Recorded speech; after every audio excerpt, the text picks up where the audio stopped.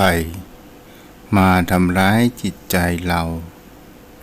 เพราะว่าคำพูดเขาไม่ได้มีค่าขนาดนั้น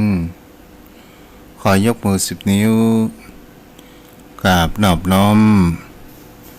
วันตาอภิวาทน้อมระลึกถึงอย่างคนขององค์สมเด็จพระสัมมาสัมพุทธเจ้าอันสูงสุดคุณพระธรรมคำสอนของพระองค์ผู้ประเสริฐคุณพระสงฆ์สาวกของพระองค์ผู้ประเสริฐรวมกองเกิดเป็นพระรัตนตรัยอันเป็นที่กราบสักการะบูชาที่สูงที่สุดในชีวิตของผู้คนทั้งหลายมาจนถึงวันนี้และขอถวายความเคารพนอบน้อมใบสามายังครูบาอาจารย์พระเถรานุเถระพระภิกษุสงฆ์สมณเณรพระสังฆาธิการทรงสมณศักดิ์บัณฑิตนักปราชญ์ท่านผู้มีความรู้ทุกรูปทุกท่านมาณโอกาสนี้และขอเจริญพรมายังพ่อออกไม่ออกศรัทธาอันมีโยมพ่อโยมแม่พ่อหมอนแม่หมอนพ่ออุ้ยแม่ป้าญาติพี่น้องท่านผู้ฟังผู้มีบุญทุกท่านที่ติดตามรับฟังธรรมะยามแรงทางสถานีวิทยุทั้ง2สถานีหลักนั้นก็คือสถานีวิทยุขึ้นเพื่อการศึกษาพระพุทธศาสนาและวัฒนธรรม 104.5 เมกะเฮิรตซ์ออกจากห้องส่งวัดไผ่หินโดยความเมตตาธรรมของท่านอาจารย์พระครูสมุวิศวัตร วรกิจโจผู้อำนวยการสถานีวิทยุแห่งนี้ผู้มีความเสียสละผู้ปิดทองหลังพระและแห่งสถานีหนึ่งนั่นก็คือสถานีขึ้นธรรมะสีขาวชาวประชาโดยความเอื้อเฟื้อเมตตาของท่านพระครูอภิวัตรวัฒนวิกรมผู้อำนวยการสถานีวิทยุและเป็นแม่ข่ายหลักที่ส่งสัญญาณนั้น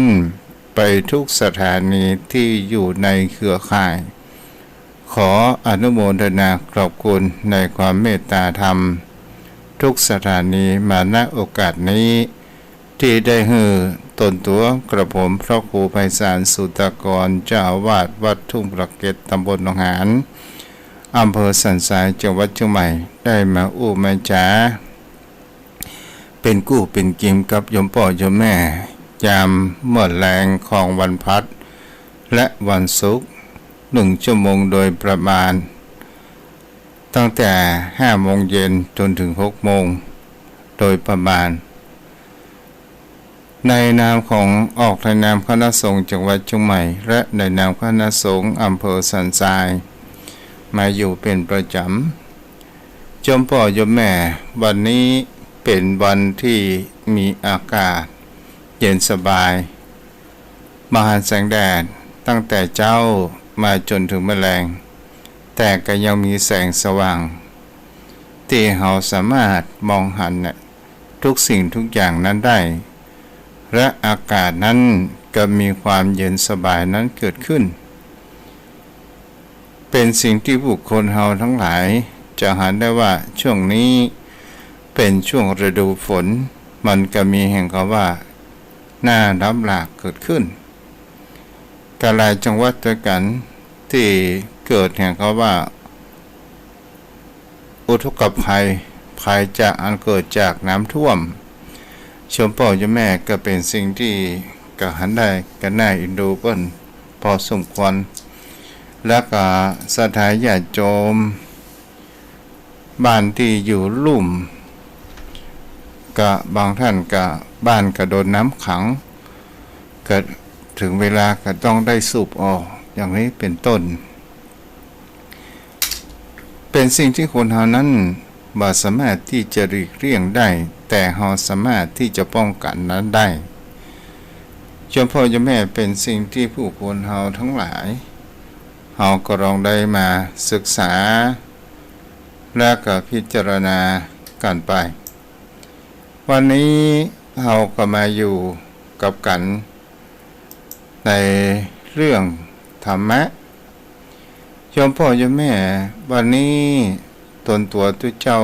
ก็จะมาเกี่ยวเรื่องแห่งคำว่าอภิรติกถาว่าได้เรื่องแห่งความยินดีและพอใจเป็นสิ่งที่ครูบาอาจารย์นั้นได้จาไว้ได้เขียนไว้แล้วทุกเจ้านั้นก็จะอ่านแล้วก็ทำความเข้าใจแล้วแบบมาจ่าให้กับโยมพ่อโยมแม่นั้นได้รับฟังกันเฮาทุกวันนี้โยมพ่อโยมแม่เป็นสิ่งที่บุคคลเฮาทั้งหลายวิ่งตามหาความสุข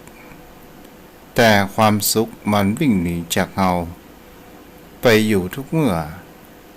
แทนที่เฮาจะได้ในสิ่งดีๆกับเฮาได้สิ่งร้ายๆมาทดแทนนั้นก็มีบางครั้งบางคราวความสุขมันอยู่แค่เอื้อมแต่ทำไม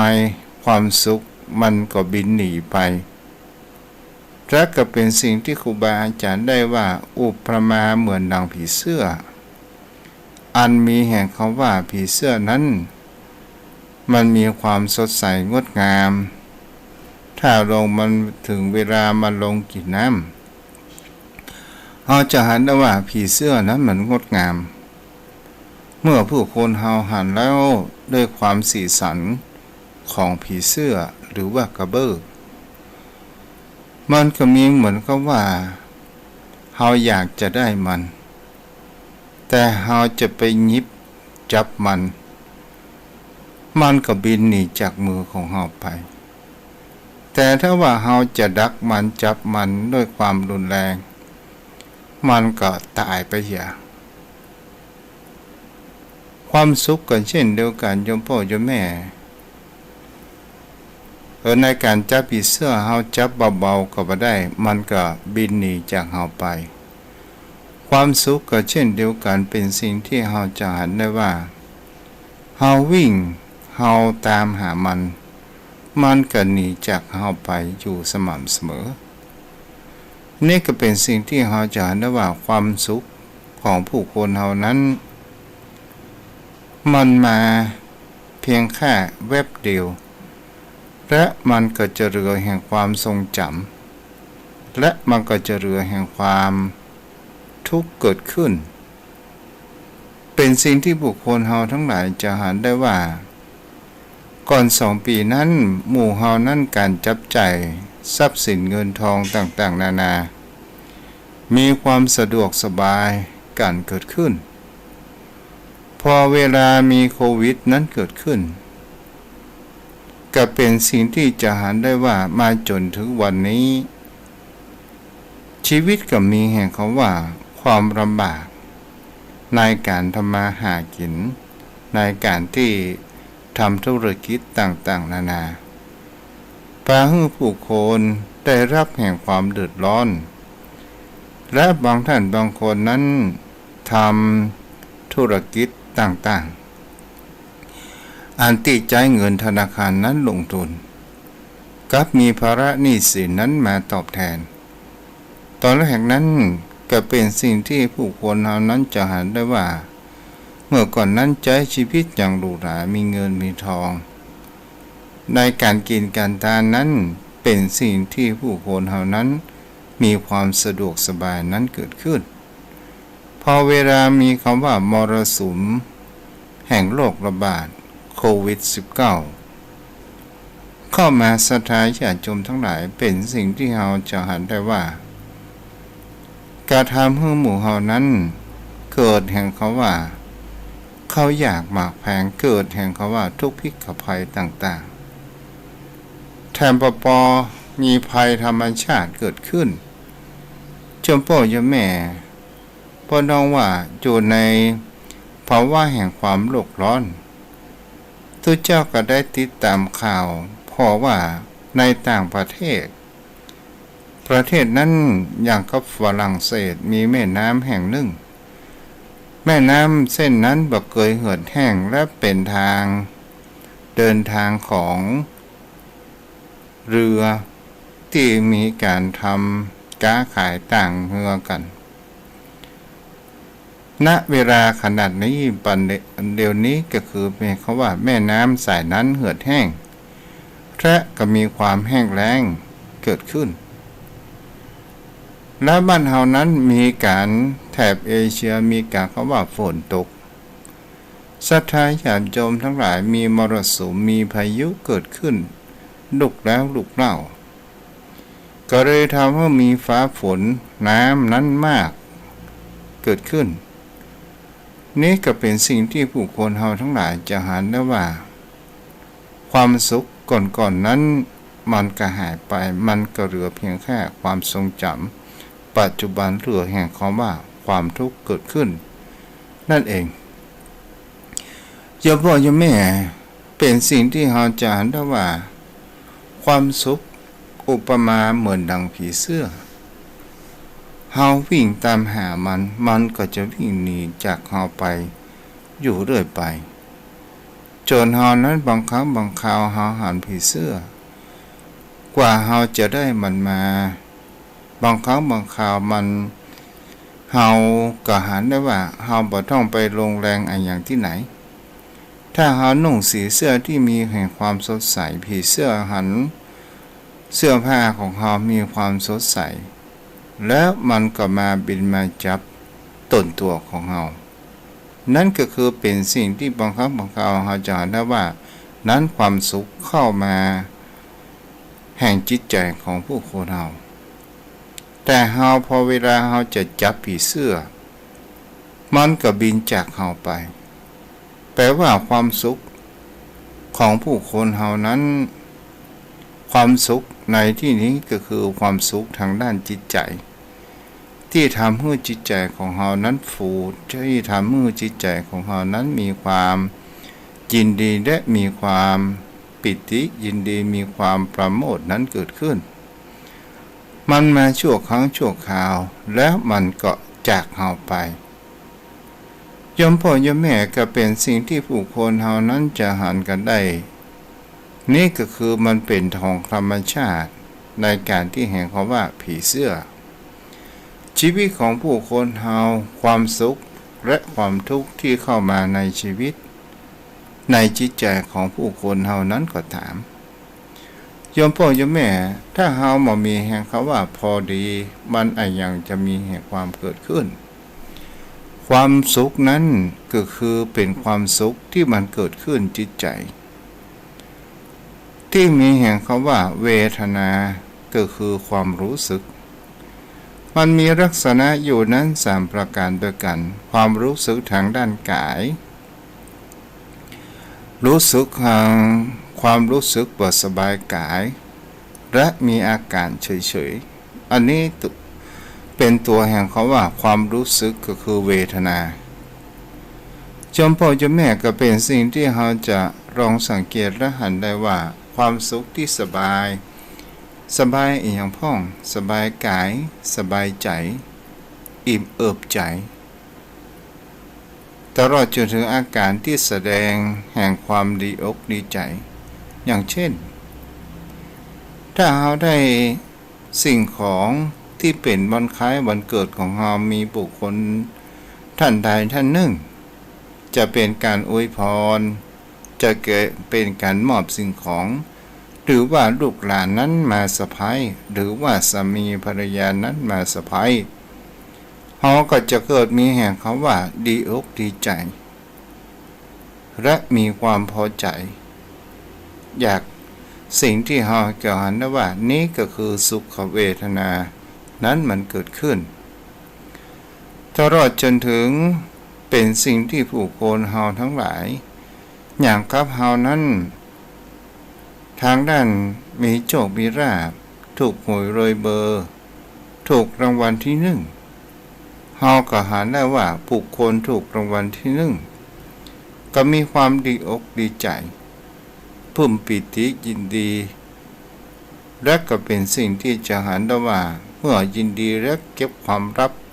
นั้นบ่สามารถที่จะอยู่ได้นี่ก็เป็นสิ่งที่จะหันกันได้ว่าเมื่อมีปิติยินดีประการแรกก็ได้ โดยความปิติยินดีก็ได้ตะโกนเสียงร้องถูกรางวัลที่หนึ่งถูกรางวัลที่หนึ่งอย่างนี้เป็นต้นเนี่ยแหละโยมพ่อโยมแม่ก็เป็นสิ่งที่เห็นได้ว่านี่คือความสุขเวทนาเกิดขึ้นต่อมาเรายังมาลงลึกเตื้อเด้อโยมพ่อโยมแม่เนาะต่อมาก็คือความรู้สึกอันบ่สบายกายบ่สบายใจเป็นสิ่งที่บุคคลเฮาทั้งหลายก็เรียกว่ามันบ่มีความสุขความสุขบ่มีความสุขก็คือเป็นทุกขเวทนาอย่างพ่องโยมพ่อโยมแม่เป็นทุกขเวทนาความรู้สึกบ่สบายกายบ่สบายใจที่เป็นทุกขเวทนาโยมพ่อโยมแม่เฮาก็ลองดูสังเกตบางท่านบางคนมาวัดมาว่าจะเห็นได้ว่าบางครั้งบางคราวก็นั่งพับเพียบบางครั้งบางคราวก็นั่งเก้าอี้บางครั้งบางคราวเป็นสิ่งที่ผู้คนเฮาทั้งหลายจะเห็นได้ว่าถ้าว่าตัวของเฮามาวัดแต่จิตใจของเฮานั้นมันอยู่บ้านเฮาก็จะหันอาการต่างๆนานาที่มันจะแสดงออกให้เขาทุกขเวทนาการเดียวเฮาก็เจ็บแข้งเจ็บขาการเดียวเฮาก็บิดไปบิดมาพับเพียบไปพับเพียบมาบางครั้งบางคราวก็ลุกนั่งบางครั้งบางคราวก็เดินไปเข้าห้องน้ำไปต่างๆนานาอันนี้ก็คือหมายถึงว่าตัวมาวัดแต่ใจมาตุยแล้วเกิดแห่งความทุกข์เกิดเนชชาต่างๆนานานั้นเกิดขึ้นนี่ก็เรียกว่าเป็นทุกขเวทนาได้ความทุกข์ทางด้านกายเมื่อความทุกข์ทางด้านกายมันก็ไปส่งถึงยังจิตใจความรู้สึกของผู้คนเฮานั่นก็คือความทุกข์ใจและมีความกังวลใจต่างๆนานานี่แหละโยมพ่อโยมแม่ก็เป็นสิ่งที่เฮาก็จะอ่านกันได้ว่าความทุกข์บางครั้งบางคราวมันเกิดขึ้นอย่างเช่นถ้าเอานั่งนานๆมันก็เกิดแห่งความว่าเมื่อยล้าหรือว่าเฮายืนเดินนานๆมันก็เกิดแห่งความเมื่อยล้า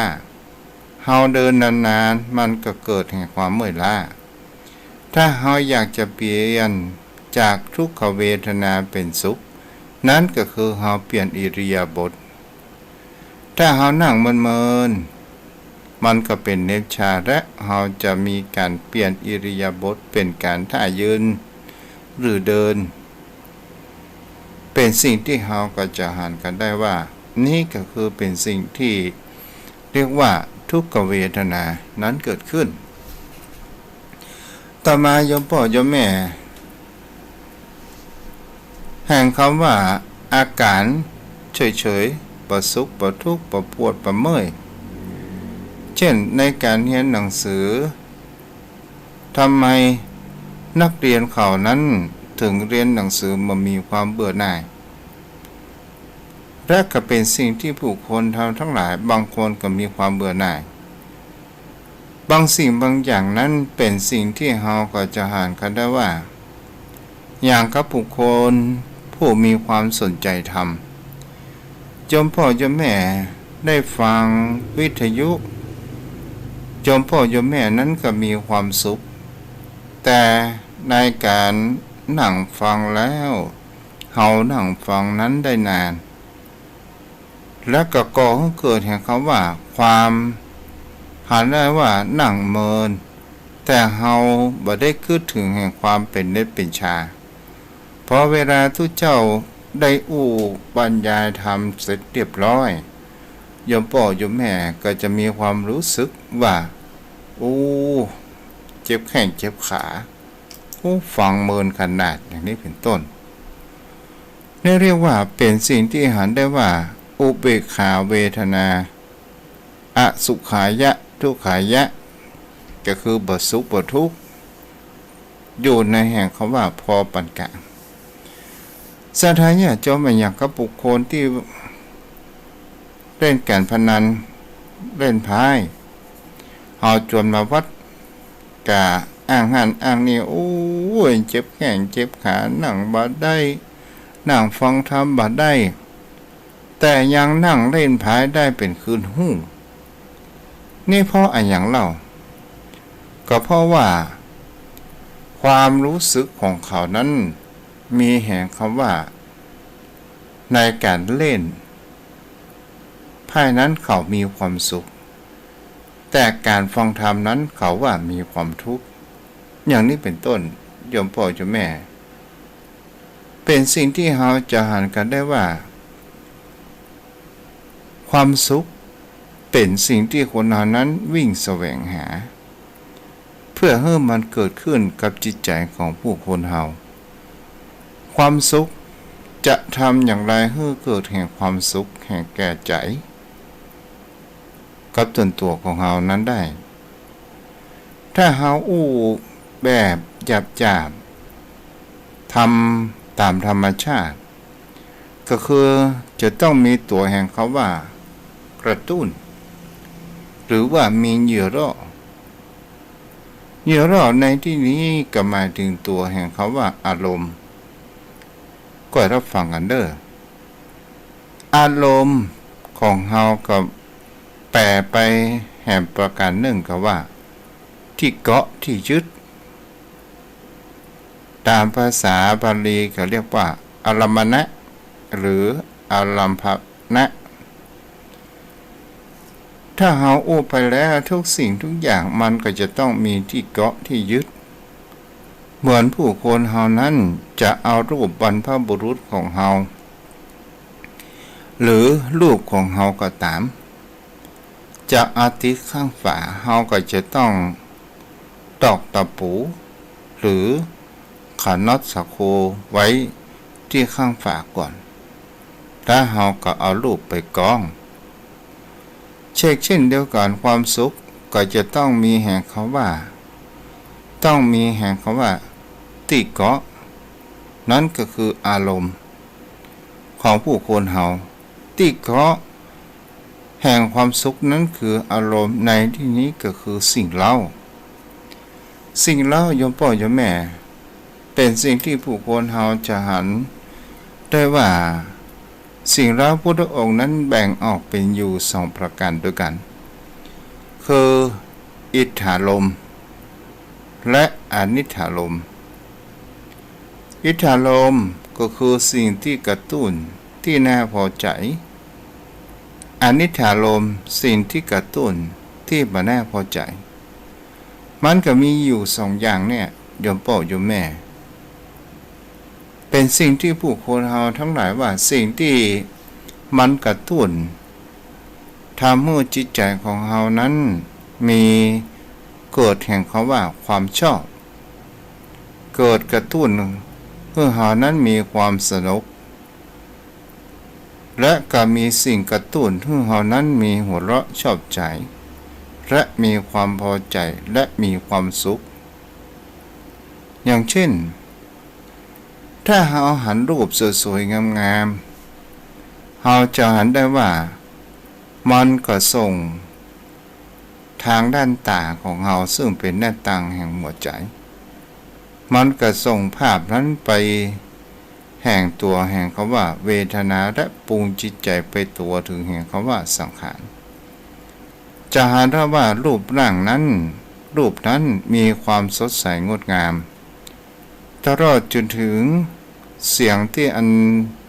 เป็นไพเราะอ่อนหวานจะเป็นเสียงที่ฟังแล้วมันมีความเบื่อเสียงที่ฟังแล้วมีความไพเราะเพราะพริ้งน่าชวนฟังเฮานี่ก็คือเป็นตัวที่กระตุ้นเรามาทางหูทำให้จิตใจของเฮานั้นมีความสุขนั้นเกิดขึ้นต่อมาก็คือเป็นสิ่งที่เฮาจะหันกันว่าจมูกของผู้คนเฮาก็ตามถ้าเฮาได้กลิ่นหอมเป็นสิ่งที่เฮามันก็จะกระตุ้นทางด้านหอมว่านี่คือกลิ่นหอมนี่คือเป็นกลิ่นที่ชวนนมดอกไม้นี้มีกลิ่นหอมมันก็ส่งไปถึงทางด้านจิตใจตลอดจนถึงอาหารอันอร่อยถามว่าอันอย่างอร่อยก็คือลิ้นของเฮาที่ได้สัมผัส รสโภชนะอาหารที่มันผูกอกถูกใจของเฮาและมันก็ปรุงว่าอร่อยนั้นเกิดขึ้นเจ้าพ่อเจ้าแม่ก็เป็นสิ่งที่เฮาจะหาได้ว่านี้คือเป็นสิ่งที่กระตุ้นเข้ามาทางอายตนะทั้ง6ทางด้านกายนั้นตัวเจ้าพ่อเจ้าแม่ก็เป็นสิ่งที่ผู้คนเฮานั้นก็จะหันกันได้ว่านี่เป็นสิ่งที่มันมีแห่งความกระตุ้นที่เฮาเรียกว่านิทธารมณ์อิทธารมณ์หรือธรรมารมณ์มันเป็นที่ยึดเกาะแห่งความคิดของผู้คนและผู้คนของเรานั้นคิดแต่เรื่องดีๆและมีความสุขทางด้านจิตใจนั้นเกิดขึ้นเจ้าพ่อเจ้าแม่จะมาทางหูมาทางตามาทางกายมาทางใจที่มันเป็นอิทธารมณ์เป็นอารมณ์ที่อันน่าพอใจน่าปรารถนานั้นเกิดขึ้นต่อมาโยมพ่อโยมแม่ เฮาก็พอมาแห่เขาว่าอานิทธารมณ์สิ่งที่กระตุ้นที่มาให้เฮาปนเฮาว่าไม่ปรารถนาก็คือบ่พอใจนะโยมพ่อโยมแม่ก็คือสิ่งที่กระตุ้นทำให้เฮาบ่พอใจสิ่งที่มันเล่าทำให้เฮานั้นเกิดความเครียดก่อให้เกิดแห่งความบ่สบายใจก่อให้เกิดความรำคาญไปต่างๆนานาสิ่งกระตุ้นเหล่านี้ที่จะมือทำเฮาพอใจก็คือเฮาหันรูปประสวยมางามมาแน่พอมาแน่คอยตลอดจนถึงเป็นสิ่งที่เป็นของปฏิกูลขยะเน่าเหม็นต่างๆนานาตลอดจนถึงเสียงทะเลาะวิวาทกับกันที่คนข้างบ้านมีการทะเลาะวิวาทเสียงด่ากันไปมาด้วยการที่เฮาบ่ยอมซึ่งกันและกันจะเป็นเสียงเมียคบกันเฮาได้ยินฟังแล้วก็ดูน่ากลัวตลอดจนถึงเสียงสุนัขนั้นคบกันกัดปันไปมากุ้งง่างเป็นสิ่งที่เฮาจะหันได้ว่ามันก่อให้เกิดแห่งความบ่พอใจที่เฮาว่ามันรำคาญใจตลอดจึงอาหารการกินโยมพ่อโยมแม่ถ้ามันบ่ถูกปากถูกอกถูกใจบางคนบางท่านก็เดือดด่าผู้กระทำอาหารการกินจนผู้ทำอาหารการกิน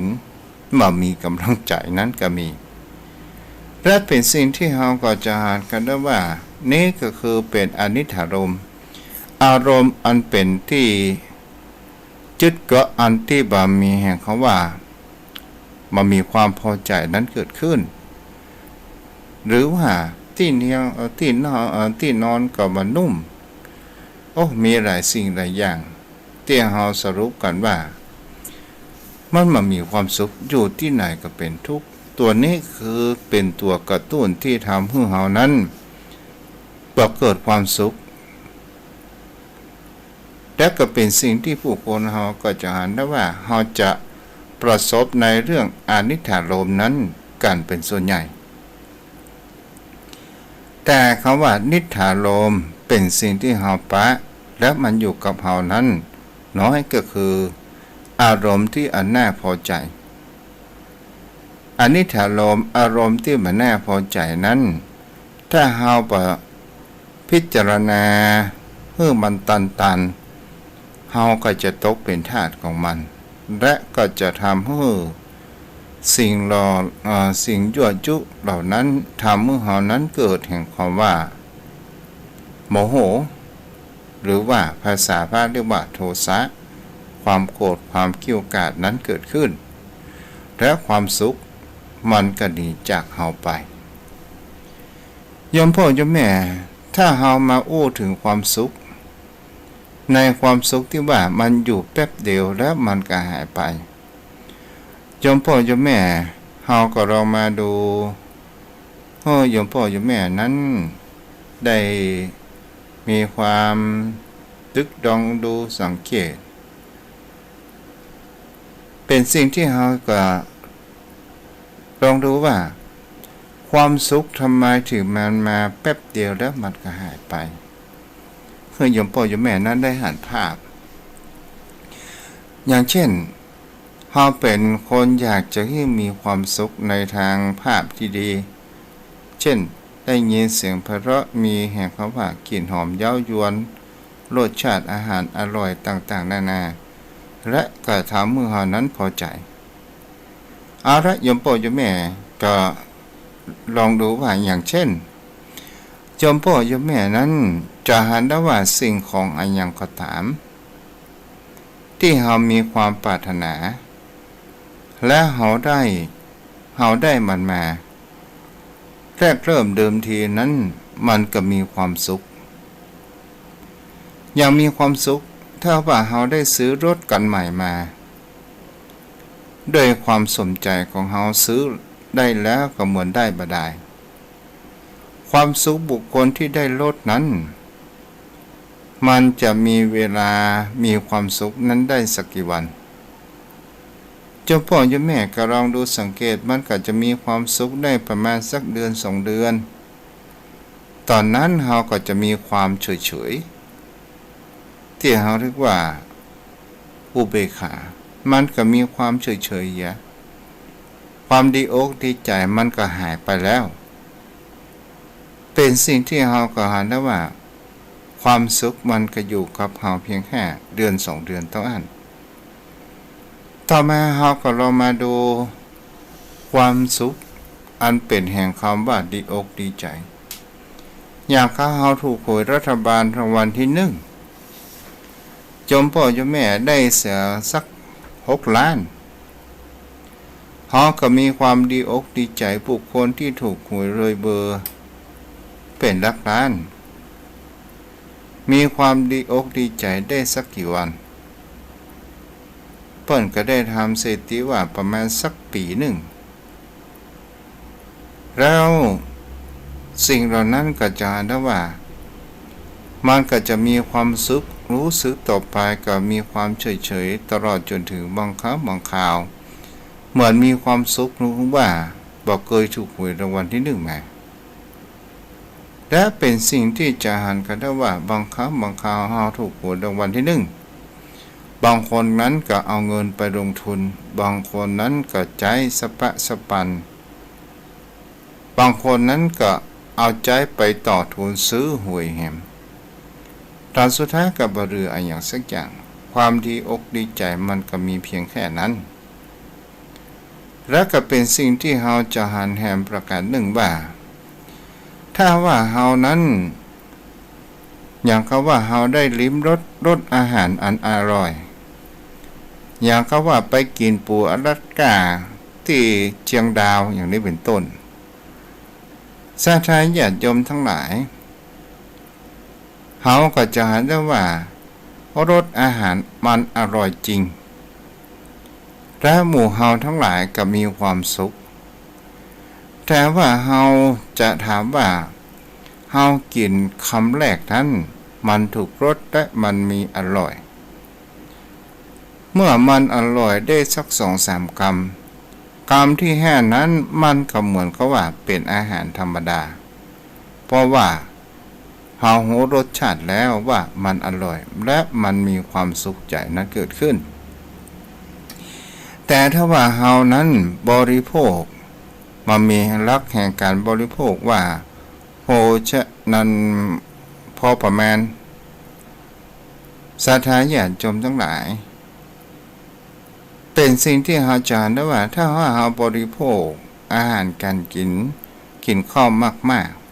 ๆมันก็เกิดแห่งคำว่าวิบากความคัดแล้วก็มีตัวทุกขเวทนานั้นเกิดขึ้นคัด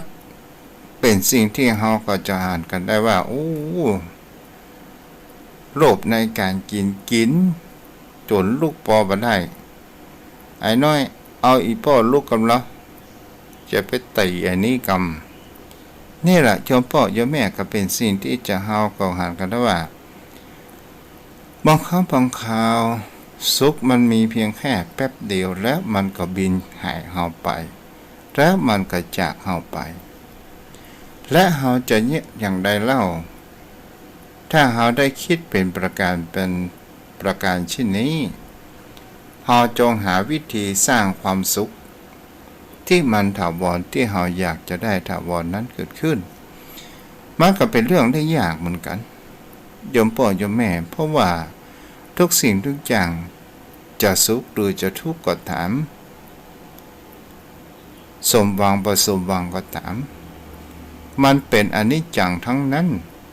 ตกอยู่ในกฎของพระไตรลักษณ์ทั้งมวลแต่เป็นสิ่งที่ผู้คนเฮานั้นจะทำให้จิตใจของเฮานั้นมีความมั่นคงมีความเชื่อมั่นในตัวเองและมันมีความหวั่นไหวในคำติคำด่าของบุคคลอื่นตลอดจนถึงเป็นสิ่งที่ว่าอายังมาก็ตามและเราจะมีแห่งเขาว่าความต้องมั่นแห่งอารมณ์ก็หมายถึงเขาว่าจู่วางจิตใจเป็นแห่งเขาว่ากลางๆก็คือตัวอุเบกขาเป็นสิ่งที่เราจะได้ว่าไขว่าหน้าตาเฮาบ่ดีหาเรื่องแห่งความคิดแย้งกับตนตัวของเฮาถึงรูปงามเป็นสิ่งที่เฮาก็จะได้ว่าเฮาก็มองภาพไปทางด้านบวกอย่างกับบุคคลบอกว่ารูปตาหน้าตาก็บ่งามแต่ใจดีเด้อถึงรูปบ่งามแต่พอบ่กล้าจะทายาทโยมทั้งหลายตลอดจนถึงเป็นสิ่งที่จะเห็นได้ว่าบางครั้งบางคราวบางคนบางท่านโอ้พ่อเมียเหมือนดังฟ้าพ่อผัวเหมือนอสูรยังอยู่ตัวกันได้โอ้แฟนเปิดนั้นเป็นคนที่มีจิตใจดีถึงหน้าตาเหมือนอสูรแต่จิตใจเหมือนกับเทพบุตรเด้อเนี่ยยมพ่อยมแม่ก็เป็นสิ่งที่เขาจะเห็นได้ว่าโอ้นี่มันก็คือความสุขทางด้านจิตใจของผู้คนเฮาแต่ผู้คนเฮานั้นเป็นสิ่งที่เฮาจะเห็นกันได้ว่าอย่างกับว่าเขาด่าเฮาตักเตือนเฮาก็มองภาพไปด้านบวกว่าอ๋อเขาให้ความสำคัญกับตนตัวของเฮาดูถ้าเขามาหันความสำคัญกับตนตัวของเฮาเขาคงจะว่าโอ้อย่างอี้เนาะโยมพ่อโยมแม่ก็เป็นสิ่งที่เฮาจะหันกันได้แต่ถ้าว่าเมื่อเฮานั้นเมื่อใดเอาคำเหล่านี้มากับปรุงแต่งให้เกิดเป็นความทุกข์นั่นก็คือเกิดความบ่พอใจอนิจจารมณ์นั้นก็จะเกิดขึ้นและก็เป็นสิ่งที่จะเห็นได้ว่ามีความทุกข์ใจนี่มันว่ากูอย่างอันอย่างอี้ว่ากูหน้าตาบดีกูเคยขอบเข้าป่อมันกินกะอย่างนี้เป็นต้นก็เริ่มมีความอาฆาตแค้นกันต่างๆนานาต่อไปเด้อห้ามมาเตียวน้ำบ้านกูจะบุบตีเลยเนี่ยเป็นสิ่งที่เฮาก็จะเห็นได้ว่าอย่างก็ตามจะเป็นสิ่งที่ดีบ่ดีจะให้จิตใจสุขหรือบ่สุขมันขึ้นอยู่ที่การปรุงแต่งกับจิตใจของผู้คนเฮาเหมือนคำประพันธ์ที่ครูบาอาจารย์เขียนไว้ว่าสุขและทุกข์อยู่ที่ใจไม่ใช่หรือถ้าใจถือก็เป็นทุกข์ไม่สุขใสถ้าไม่ถือก็ไม่ทุกข์พบสุขใจเราอยากได้ความสุขหรือทุกข์นาโยมพ่อโยมแม่ถ้าเฮายึดติดเฮาก็เป็นอารมณ์ที่ว่าอนิจจารมณ์ก็คือบ่เกิดผลดีใดๆทั้งสิ้นถ้าเฮาปล่อยวางเฮาพอโลกนาทางด้านบวกเฮาก็จะมีความสุขเรียกว่านิจจารมณ์เป็นสิ่งที่จะหันกันได้ว่าเหมือนบทบาลีที่ว่าอภิรัติยาอาวุโสสติอีทางสุขังปฏิกังขัง แปลว่าท่านผู้มีอายุ ถ้ามีความยินดีพอใจความสุขก็เป็นอันหวังได้จะสุขหรือจะทุกข์ก็อยู่ที่ตัวของเฮาเนาะโยมพ่อโยมแม่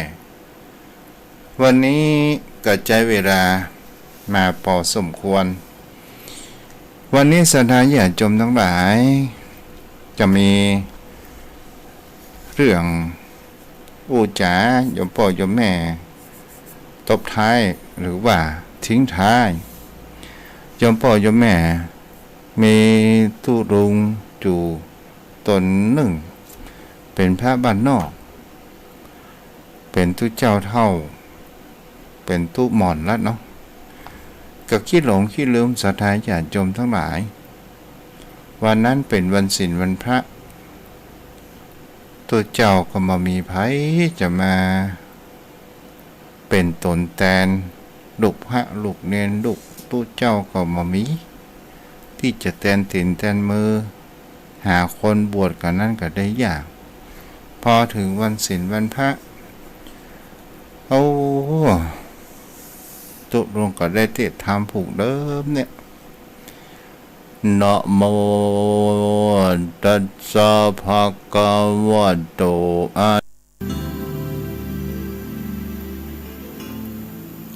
บุญเป็นเงาเฝ้าตามติด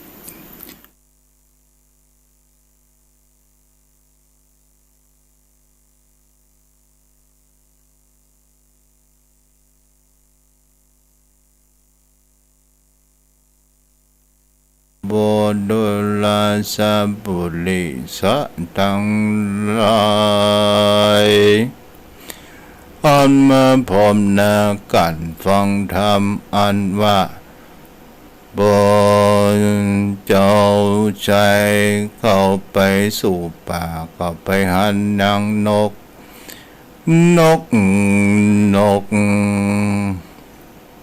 โอ้ปู่จันนั้นก็จำพอได้ล่ะนกเก้าตุลุงนกเก้านกเก้าโอ้ตุลุงกว่าจะเตะจบปออิดปอนี่ปู่จานนะอิดสันทาญาติโยมทั้งหลายตามภาษาอายุสังขารของคนเฮามันก็ขี้หลงขี้ลืมก็มีกู้บ่าวสาวคนกู้หนึ่งมาทำบุญทานขันข้าวก็ถามตุลุง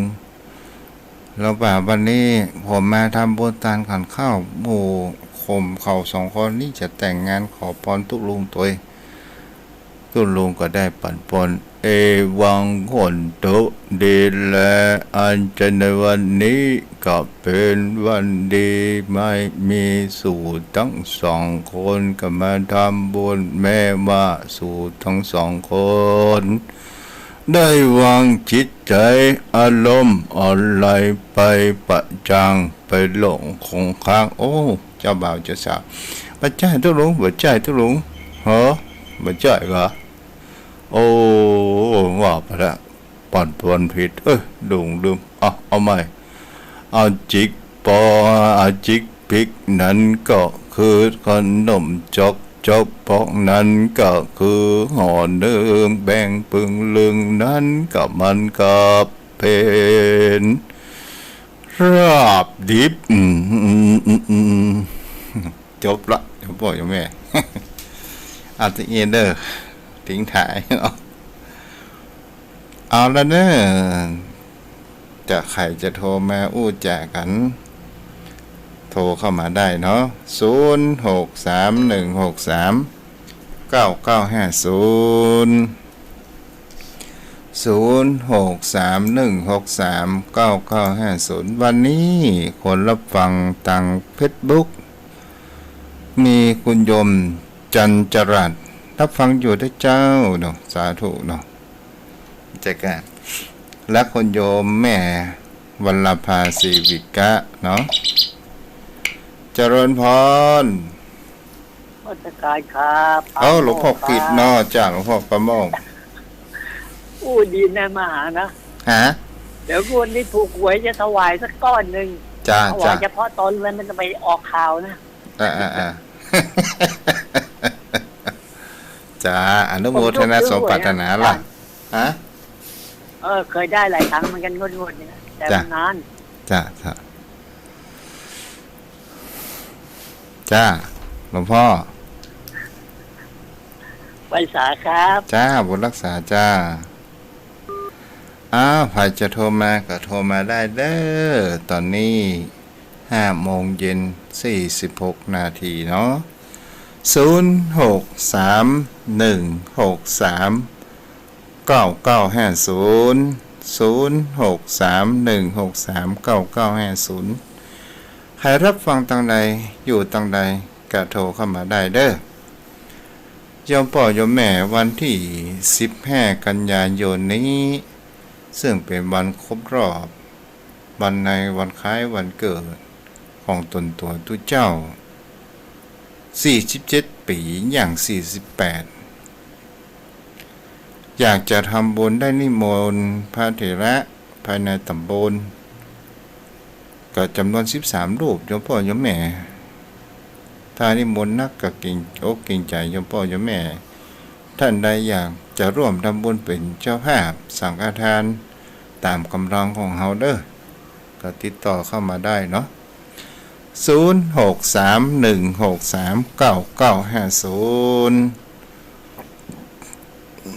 มามีภายละกันนี่พ่อหนานอยู่ก็โทรเข้ามาสนทนาธรรมคำเด้อ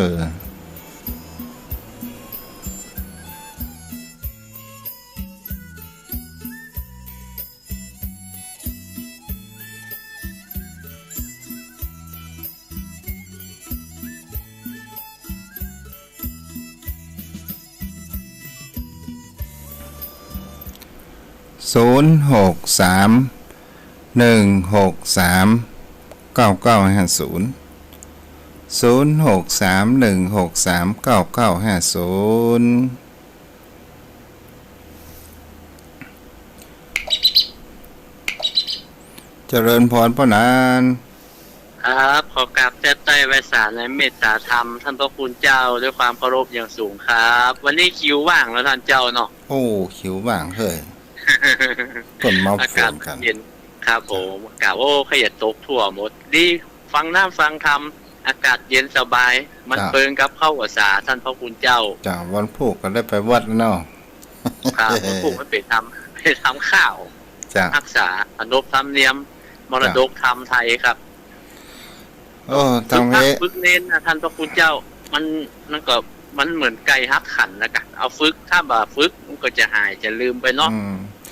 ตังวัดเทเรนเตศธรรมะคำสอนเด้อขนาดว่าเตศทำข้าวไม่ได้ก็เข้าป่าเข้าถ้ำละมันก็อันเก่านะท่านพระคุณเจ้าทำเก่าทำเดิมนะโคนมาเตศมันลืมมาแห่งเดียวกันครับน่า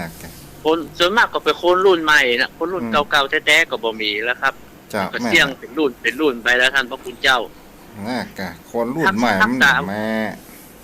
ประมาณรักษาวรรณกรรมไว้นะแต่ท่านพระคุณเจ้าบางวัดบางวาก็บ่ได้เตศละเพราะมันบัดเดียวมันคนมันจะได้หาท่านพระคุณเจ้ามันเวลามันบอกว่างอีกอะหรือว่าต้องไปทำการทำงานเลี้ยงปากเลี้ยงตองอะไรกันไม่อย่างบอกแค่นักแค่หลายบางวัดบางวามันก็พอกับพ่อในบัญชีผู้สูงอายุ60 ป่ายนี่มันก็มีจัดหนักดอกมันแม่น่ะท่านเจ้าเมื่อสมัยผมเป็นพระเป็นเนนแต่ก่อนบ้านมันห่างกันไม่ใช่มีหัวนะแต่พวกก็มาวัดกันนะเตียวกันมาเดินกันมาแต่ประเดี๋ยวนี้มันบ้านที่เต็มแต่คนมาวัดมาวามันบักใครนักท่านเจ้ามันขาดศรัทธา2ตัดม่วงปักขาดตัดบ่วงปักขาดเนาะครับ3วดหูเหลือทุเจ้า4มีทิฏฐิมานะมันไปขวางนิพพานโมดมันเป็นปิดประตูสวรรค์โมดท่านพระคุณเจ้าถ้าคนมีศรัทธาความเชื่อมั่นถึงยังได้กระตามถึงหูว่าวันปู่วันเสียนได้วันนี้ได้อย่าไปเก็บดอกเปิ้นของว่าดอก อันอย่างก็น้อยชมพออย่างก็อ๋ออันนี้ก่อนเนี่ยครับท่านเจ้าดอกสมพอนะจึงจะไปวัดไปวาไปสวรรค์ด้วยกันนะมันดอกอย่างอื่น ชมพอกุศลเนาะครับเนี่ยดอกจำปื้นบ้านล้านนานะครับแต่ล้อมซอมคอพ่องนะครับบางทีก็เป็นดอกกระดังงาสะบันงานะครับเพิ่มก็จะเตรียมเนื้อเตรียมตัวแมลงเนี่ยดูเก็บแมลงเนี่ยสมัยท่านพระคุณเจ้าสมัยเมื่อแม่อุ้ยผมวัดเปิ้นบอกว่าโอ้จะไปเก็บวันศีลอีดูมันเจ็บมันปวดหรือเก็บวันดายหรอกมันก็จะเป็นกุศโลบายเนาะเพราะว่ามันไปเก็บวันศีลมันไปเจ้าไปวัดเจ้ามันก็เป็นน้ำเหมยพ่องไปก็ยากกวงงูเงี้ยวเกี่ยวคอแล้วท่านเจ้าเนาะแม่ก็บอกว่าคนเฮามันมีเพศแล้วแต่โมหูคุณค่าของเพศไม่ได้เจรนายครับก็ท่านพระคุณเจ้าก็กว่าจะหู้คิงกับน้ำปิงพอแห้งนะกะถึงเวลาพูดว่าโอ้มันแบบว่างมันจะต้องไปการไปงานเนี่ยแต่ถ้าถึงเวลามันแล้วสุมาถึงเวลามันจะเสี่ยงชีวิตเนี่ยไม่จะไปประเดี๋ยวเนี่ยเราอย่าว่าได้ก็ว่าว่างเจ้านาขอแหมสักปีเถอะเขายังไม่ได้ไปวัดไปวาเขาขออายุยืนยาวแหมสักปีมันก็ว่าไปได้อะถึงเวลามันจะเสี่ยงชีวิตมันจะไปแล้วมันอย่างใดมันก็ตึงไปหมอก็ช่วยไปได้แล้วท่านเจ้าไอ้อย่างมันก็ต้องวางหมดท่านพระคุณเจ้าทรัพย์สินเงินทองมันแบบโอ้เขามีการอยู่นะการเขาก็นาลูกเขาก็น้อยมันอ้างมาได้แล้วถึงเวลาจะไปแล้วท่านเจ้ามันตัดหม่งประขาดและมันบ่มีศรัทธาอย่างกับทุกเจ้าประชาสัมพันธ์งานบุญงานกุศลไอ้หัวมดนี่ประกาศนั้นบ่ผีข้ามบนคนข้ามรุ่นบ่ทุกเจ้าข้ามตั้งกลางบ่เฮ้ยทำไปตามกำลังศรัทธานะท่านเจ้าอนุบำรุงเป็นนั้นวิถีไทยวิถีพุทธนะกะเฮาประเทศไทยบ้านเมืองอันนี้เฮาอู้ถึงว่าบุคคลบ่มีศรัทธานะจะโอ้มันจะเอาไปจะได้ล่ำเหลือท่านเจ้าไม่อย่ามามืดมาตันนั่นล่ำเหลือมันก็จะได้ไปโตยท่านพระคุณเจ้าเสี่ยงบุญวันนี้เขาก็แบ่งกันแล้วท่านพระเจ้าอันนี้ของเฮาอันนี้ของข้าอันนี้ของก็แบ่งกันหมดท่านเจ้าเอ้ยมันเหลืออย่างไว้คือเขาสักอย่างละแล้วคนนั้นก็เตือนมีคนจะโทรมานะครับเอาคือคนอื่นป้องนะครับไว้สาครับบุญรักษาจ้ะโอ้ได้กู้สนทนาอีกทีแม่คำนวณเนาะจะร้อนพรแม่เจ้าได้ทางอย่าหน่อยเดียวเป็นที่ไหนมาเนี่ยหมอแก้มกอกแก้มคว้าจะไปวัดมันถูกนะกะแม่เจ้าแม่จะไปเลี้ยงเพนตัวเจ้าที่เปิ่นจะมาเข้าโบสถ์นะปุ่นแม่เข้าโบสถ์เนาะเจ้าถวายพระจะอันพัดกะเพราอีนั่นน่ะแก้มของแก้มคว้าวันผูกนี่ให้บัดได้อยู่เด้อบัดได้ออกรายการเด้อมันถูกได้ออกล่ะเพราะว่าตำบลพระสงฆ์ตำบลนี่ลง4 โมงเนาะวันพวกนี้ให้จะได้ลาเจ้าอาจารย์ท่านพระคุณลง4 โมงอีกเจ้ามันก็แล้วแต่คณะสงฆ์แม่มันแม่ลงตอนเจ้าเราจะเลี้ยงเพนเจ้าบ้านไผบ้านมันเนาะเจ้าแม่นะเจ้าแม่บุญรักษาเจ้าแม่เจ้ากับไว้สาเจ้าโทรเข้ามาได้อยู่เด้อแหม6 นาที0631639950วันนี้ขึ้นสีขาวว่าได้ยินไผมาสักคนเนาะไผอยู่พ่อง06316399500631639950